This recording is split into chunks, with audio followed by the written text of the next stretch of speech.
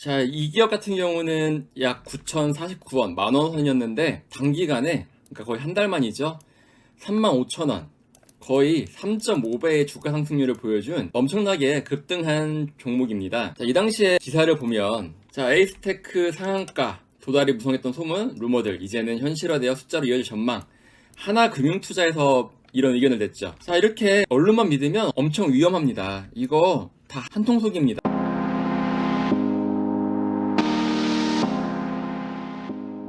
안녕하세요. 올바른 투자를 지향하는 올트입니다.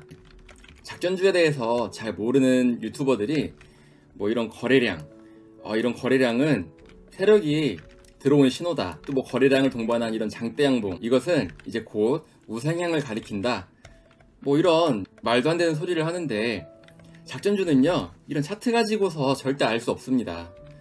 공시를 봐야 됩니다. 공시에서 이런 전환사채가 어떻게 움직이는지를 살펴야 이 세력이 언제 들어왔고 또 언제 나갔는지를 알 수 있습니다. 자, 이 기업은 어떻게 됐을까요? 지금 이 기업 같은 경우는 거의 5,000원까지 찍고 하락하다가 다시 거래량을 동반하며 잠깐 들어올렸었죠. 이때 부분이 2,000원이에요. 근데 이 기업 현재 주가가 약 665원. 만약에 여기서 세력 들어왔네? 이거 버티자. 또 여기 저점 지지하네? 여기서 버티자 했다가 이거 잘못하면 이렇게 물리는 겁니다. 또 언제 상승할지도 모르고요. 자, 이 기업을 왜 갖고 왔느냐? 자, 이 종목 같은 경우는 공시를 보면 이미 세력이 다 빠져나간 종목입니다. 그래서 이렇게 급등이 오더라도 이건 잠깐의 설거지지 절대로 강하게 상승할 수 있는 종목이 아닙니다. 그러면 전환사채를 이용한 작전주들 어떤 보여주는지 살펴드리겠습니다. 자, 이 기업 같은 경우는 약 9,049원, 만원 선이었는데 단기간에, 그러니까 거의 한 달 만이죠. 35,000원, 거의 3.5배의 주가 상승률을 보여준 엄청나게 급등한 종목입니다. 자, 이 당시에 기사를 보면, 자, 에이스테크 상한가 도달이 무성했던 소문, 루머들 이제는 현실화되어 숫자로 이어질 전망. 하나금융투자에서 이런 의견을 냈죠. 자, 이렇게 언론만 믿으면 엄청 위험합니다. 이거 다 한통속입니다. 이 에이스테크 같은 경우는 5G 관련주거든요. 5G 대장주였습니다. 그래서 주가가 이렇게 막 급등을 했죠. 그런데 이게 다 전환사채를 털기 위한 움직임이었습니다. 중간중간 계속해서 빠져나갔고요. 이렇게 털고 나갔다가 설거지. 또 쭉 이제 하락을 하죠.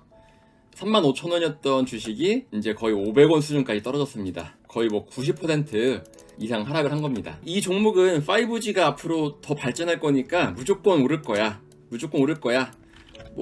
아까 하나금융투자에서 나왔던 걸 봤듯이 이거 이제 실적이 숫자로 찍힌데 이거 무조건 올라 라면서 이 종목에 장기 투자한 사람들은 손해가 엄청납니다. 주가는 무조건 우상향하는 거 없습니다. 그런데 초보 투자자들은 그런 전환사채 움직임을 모르기 때문에 이렇게 기관한테 맨날 당하는 겁니다. 기관에서 되게 좋다고 하니까 막 사는 거예요. 그리고서 기관들은 자기들 물량을 팔고 떠나겠죠. 그러면 이 종목의 전환사채 움직임을 살펴보겠습니다. KIND 홈페이지에 들어와서 전체 메뉴 보기, 이제 상세 검색을 클릭합니다. 자, 에이스테크 종목을 검색하면 이렇게 공시가 나오죠.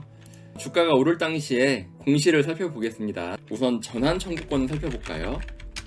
자, 에이스테크를 보니까 2018년, 19년에 12회차 그리고 21회차 전환 청구권이 계속 행사되고 있습니다.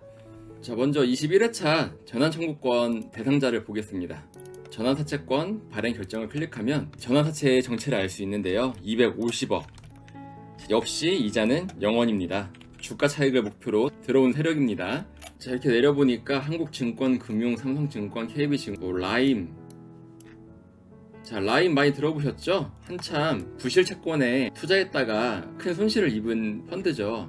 12회차는 누구를 대상으로 발행했는지 보겠습니다. 12회차 역시 200억. 역시 이자는 하나도 없습니다. 주가 차익이 목적이에요. 여기 많이 듣던 이름 있죠? 라임자산운용. 다 뭐예요? 라임자산운용 한참 말만 턴 바로 그 문제의 회사입니다. 우량주에 투자하는 척하면서 이렇게 기업에 전환사채에 투자했던 펀드 회사죠. 역시나 이때도 이렇게 전환사채에 투자한 모습을 알 수 있습니다. 자, 라임이 어떤 회사예요? 라임자산운용은 이 시비가 돈이 된다는 걸 눈치채고 이걸 이용해서 작전을 펼칩니다. 보면은 시비 공장에 돈을 대서 이 시비를 매입한 코스닥 시장만 미수거래처럼 레버지를 일으키며 한계기업 시비를 쓸어담고 2017년에서 19년 벌어진 일이죠. 이 라임 자산운용이 개입한 곳이 바로 에이스테크였던 겁니다. 이러한 라임 자산운용이 들어와 있던 겁니다. 즉 얘네가 바로 세력이었던 겁니다. 그럼 이 12회차 전환사채 언제 팔고 떠났는지 보겠습니다. 대량 보유로 검색하면 뭐 여러가지 쭉 나오는데, 자, 라임 자산운용, 이제 우리는 이게 핵심이죠. 라임 자산운용이 언제 나갔는지 보면 5% 룰에 의해서 전환사채를 이렇게 총 발행 주식 대비 전환사채를 5% 넘게 보유했기 때문에 이렇게 신규 보고를 했습니다. 그러다가 이때 언제예요? 6월 7일 이제서야 약식 보고가 나왔죠. 주식 변동이 이때 일어난 겁니다. 8.33%의 비율이었는데 4.6%로 줄였어요. 즉 이제 5% 룰에서 벗어난 것입니다. 이때부터는 언제 팔아도 공시를 하지 않아도 됩니다. 라임 자산운용이 언제 팔았느냐? 그런데 지금 라임 자산운용 12회차 12 전환사채를 장외 매도했습니다. 10월 10일에 넘겼으니까 그 이후에 등장한 10월 16일 트라움 자산운용이 있는데요. 이 트라움 자산운용의 보유 상황을 보면 전환사채 신규 취득에 따른 5% 이상 증가, 뭔가 라임이랑 이름이 비슷한 라움 자산운용입니다. 자, 보면 이 12회차 전환사채를 이 라움 자산운용에서 가져갔습니다. 이후의 변동 내용을 보면 라움 자산운용도 역시 일부 팔아서 5% 룰에서 벗어나는 모습을 보여주고 있습니다. 자기들이 언제든지 팔고 나가도 아무도 알 수 없게 만드는 것입니다. 10월 15일 이 전환사채를 전부 다 주식으로 변환했어요. 186만 주였는데 일부러 조금씩 팔면서 이제 5% 룰에서 벗어났죠. 이 라움 자산운용 역시 의심스럽습니다. 그러면 이 12회차 전환사채는 라임 자산운용이 아니라 라움 자산운용입니다. 이 라움 자산운용에서 주식으로 다 청구한 겁니다. 그리고 보시면 아시겠지만 이제 라움 자산운용은 더 이상 등장하지 않습니다. 5% 룰에 걸리지 않게 보유하고 있는 주식 수량을 조정하고 있는 것처럼 보입니다. 그래서 라임 자산운용 같은 경우는 21회차 전환사채를 19년 5월 7일에 주식으로 전환을 해서 이때부터 장내 매도를 시작합니다. 그러다가 5월 27일 21회차 전환사채를 또 주식으로 전환합니다. 그러면서 다시 또 일부를 팔면서 178만 주를 남겼습니다. 이렇게 5% 룰에서 교묘하게 벗어난 것입니다. 19년 5월부터 6월이면 이때쯤이죠. 여기서 자신들의 물량을 일부 장내 매도하면서 5% 룰에서 벗어났습니다. 그러면 이제 이 라임 자산운용 그리고 라움 자산운용, 얘네들이 언제 팔고 나가도 아무도 알 수가 없습니다. 즉 라움 자산운용과 라임 자산운용은 이때 5% 이하로 물량을 줄이면서 자신들의 움직임이 노출되지 않도록 만들었습니다. 자, 21회차 전환 청구권 계속 나오죠. 19년 5월 27일 이후로 가만히 있다가 20년 4월 8일 또 대규모의 전환 청구권이 행사됩니다. 4월 22일 상장이고 192만 주, 전환가액은 3,906원이죠. 4월 22일이 언제냐? 자, 이때인데 전혀 뭐 팔고 나간 흔적 없죠. 거래량도 없고요. 그런데 여기서 전환 청구했는데 라임 자산운용의 보유 현황이 잡히지 않는 거 보니까 그 21회차를 누군가 다른 세력한테 또 넘겼을 수도 있습니다. 물론 교묘하게 이 5% 룰에 걸리지 않게 물량을 넘겼겠죠. 주식으로 청구한 전환사채는 이후 갑자기 5G 테마를 타면서 주가가 단기간에 3.5배가 오릅니다.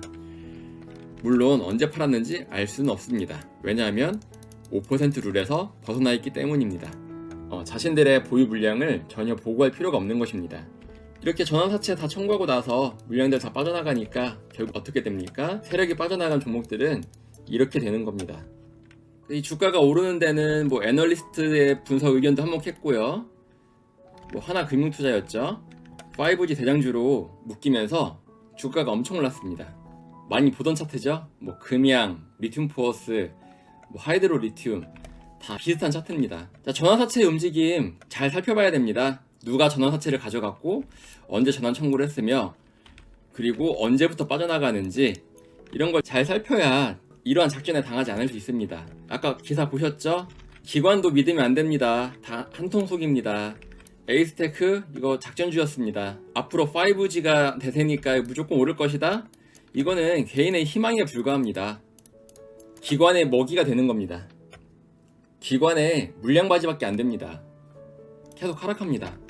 기업이 아무리 좋아도요 주가가 무작정 오를 수가 없습니다. 누군가 이것을 매수를 해야만 주가가 오릅니다. 그런데 이렇게 다 물량을 처분하고 더 이상 주가 부양을 안 해도 되는데 이거 이제 누가 삽니까? 계속 이제 주가는 떨어질 수밖에 없는 겁니다. 이러한 전환사채에 대해서 더 궁금한 투자자라면 올투의 작전주 분석편에 뭐 테라사이언스의 주가 조작 방법이라든지 에디슨 EV라든지 작전주의 일반적인 흐름이라든지 여러 가지가 공개되어 있습니다. 관심 있는 투자자라면 한번 살펴보시면 많은 도움이 될 것입니다.